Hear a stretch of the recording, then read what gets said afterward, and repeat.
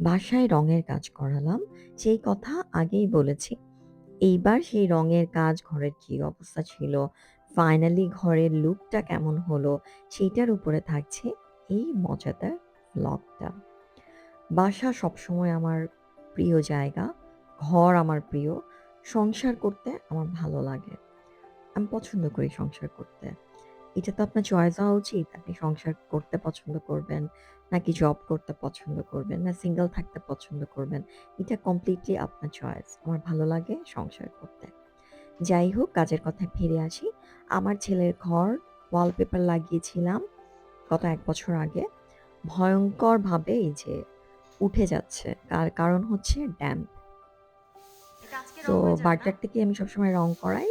তো এইবার যেটা হয়েছে যে আগে দেয়ালটার ড্যাম্পটাকে ঠিক করতে হবে এবং আমার রিডিং রুমের দেয়ালেও ড্যাম্প। এই ড্যাম্পের জন্যই এই রঙের কাজটা করা। সাথে ভাবলাম যে আমার ড্রইং ডাইনিং এর আম পিলার যেহেতু অরেঞ্জ, তো সেটা দীর্ঘদিন ধরে আছে। এই ডার্ক রংটা চোখে ভালো লাগে, কিন্তু আবার কখনো, কখনো চোখে এক ধরনের অস্থিরতা তৈরি করে। তো আমি একটু খুব লাইট, হালকা সবকিছু চাচ্ছিলাম। এইজন্য আমার সোফার ব্লু কালারটাও আমি চেঞ্জ করে একেবারে অফ হোয়াইট এর মধ্যে করিয়ে নিয়েছি। সব তো একবারে সম্ভব না। একটু, একটু করেই সম্ভব। তো একটু, একটু করেই বাসার কাজ করি এবং সেইজন্য সারা বছর আ ধরে কাজ লেগে থাকে।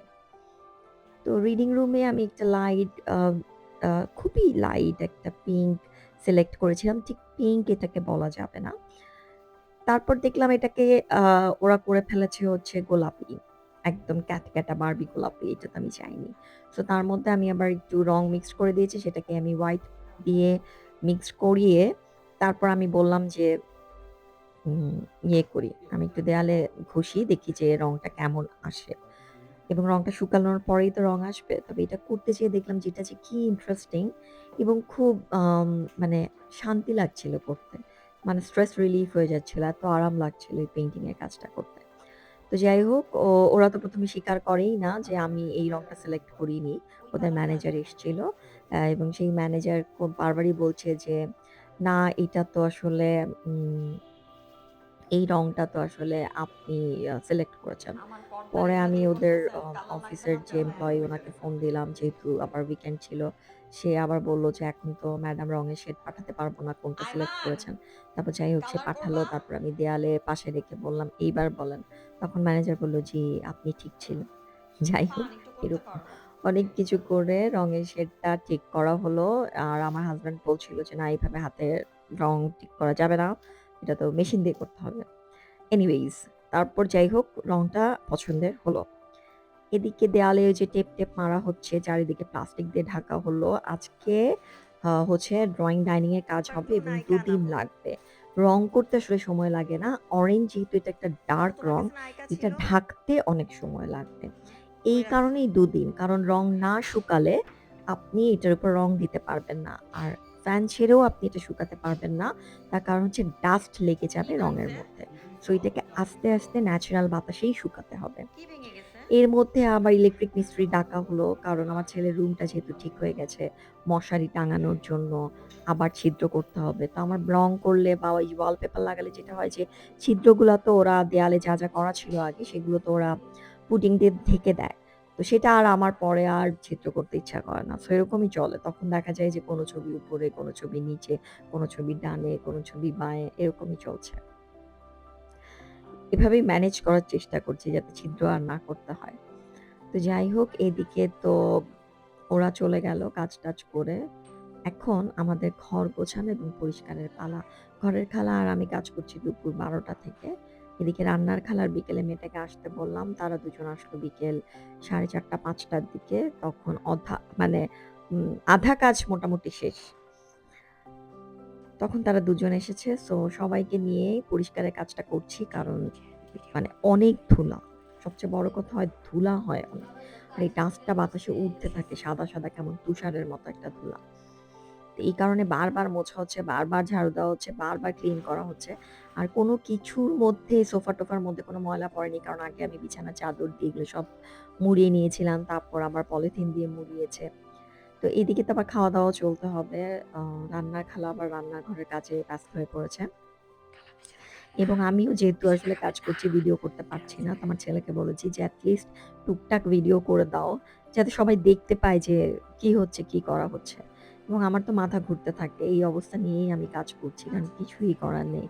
কারণ খালারা তো আর আমার মনের হ্যাঁ, মতো আমি করে রাখতে সবার পারবে না বা ফুল গোছাতে পারবে না। আসলেই লাইক সো আমি কম্পিউটার আম আর কিছু জিনিস আছে যেমন যেগুলো খালারা মুছতে পারবে না। সেগুলো আমাকেই মুছতে হচ্ছে। যেমন ডাইনিং টেবিলের বড় লাইটটা, উপরের লাইটটা। মই এর উপরে দাঁড়ালে তো আমার মাথা একদম বনবন করে ঘুরে নিচে তাকালে।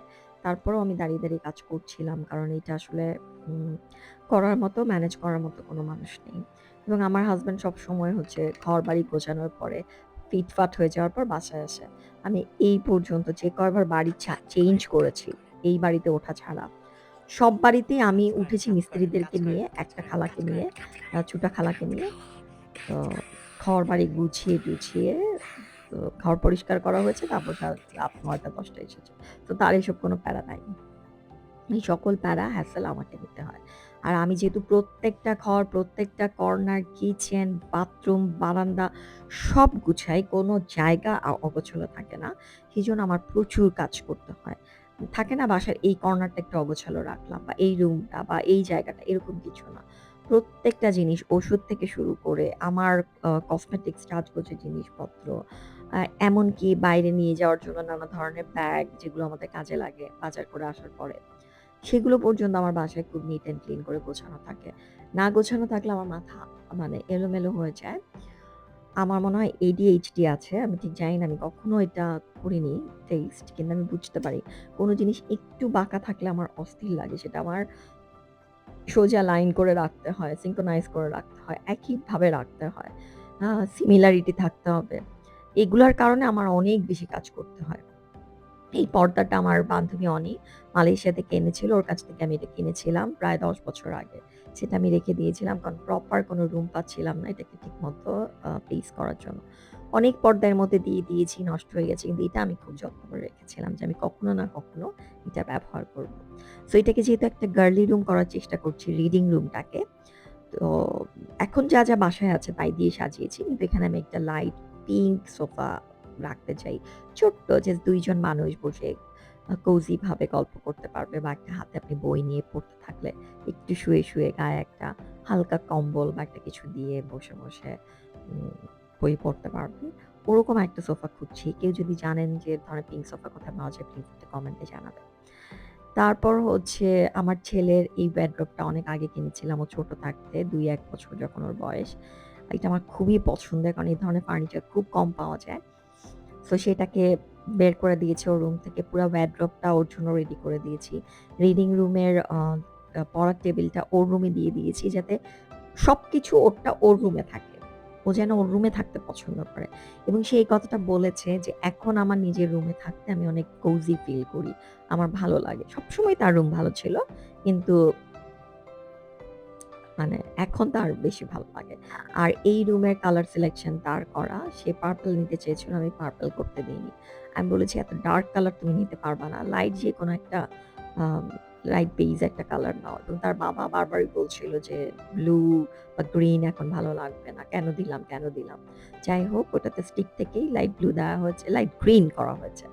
ভালো লাগছে। রাতেরটা ঘর কেমন সেটা তো দেখলেনই। এটা হচ্ছে দিনের বেলার ঘর। দিনে বাসায় খুব আলো ঢোকে।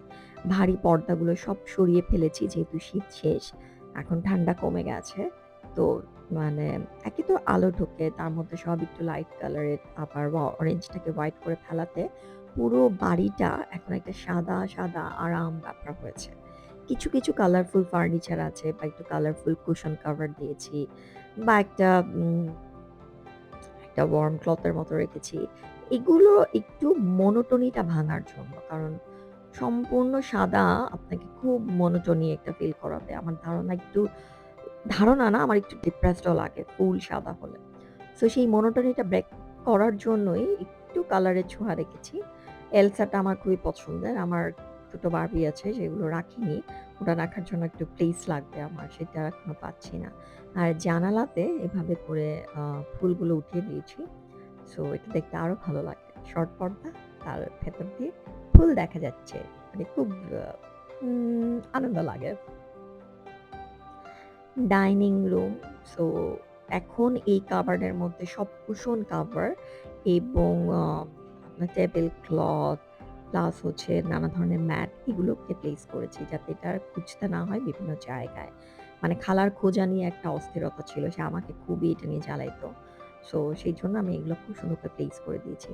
এখন ওই যে গাড়ি রাখার জায়গাটা ওইখানেই একটা তার কাটা আছে। এইজন্য আর আমার ঘরের মানে সবসময় আপনার যেকোনো কিছু দেয়ালে লাগাতে হলে সেটা লাগাতে হয় আই লেভেল এ। কিন্তু ওটা হয়ে গেছে আই লেভেল এর অনেক উপরে। কিছু করার নেই। কারণ আমি আর তার কাটা আসলে নতুন করে আর ছিদ্র করব না তাই।